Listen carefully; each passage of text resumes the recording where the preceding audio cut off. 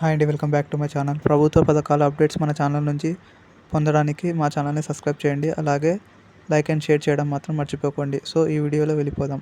ఈ వీడియోలో ఇందిరమ్మ ఇల్లు సర్వే అయితే పూర్తయింది. సర్వేకి సంబంధించి అప్లికేషన్స్ అన్నీ L1, L2, L3 జాబితాలుగా డివైడ్ చేయడం జరిగింది. సో మొదటి విడతలో 70,000 మందికి ఇల్లు అయితే శాంక్షన్ చేయడం జరిగింది. ఇంకా రెండో విడతలో రాష్ట్ర వ్యాప్తంగా March 17 తర్వాత కమ్యూనిటీ పెట్టి దాని తర్వాత ఫైనల్ లిస్ట్ అయితే రిలీజ్ చేయనున్నారు. అండ్ ఇంకా GHMC పరిధిలో చూస్తే సర్వే కొనసాగుతుంది. ఈ 2-3 రోజుల్లో GHMC ఏరియాస్లో సర్వే అయితే పూర్తవనుంది. సో పూర్తి అయిన తర్వాత ఇందిరమ్మ ఇల్లు సంబంధించి సొంత జాగా ఉన్న వాళ్ళకి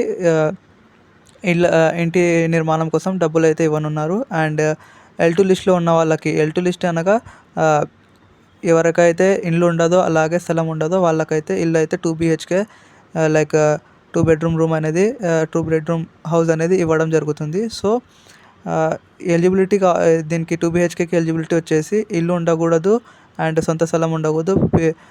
లాస్ట్ 5 to 10 ఇయర్స్లో మీకు ఏం శాంక్షన్ కాకూడదు. సో ఇదండి ఈ వీడియో. మీకు ఈ వీడియో నచ్చింటే ఛానల్ని సబ్స్క్రైబ్ చేయండి. అలాగే లైక్ అండ్ షేర్ చేయడం మాత్రం మర్చిపోకండి. Thank you.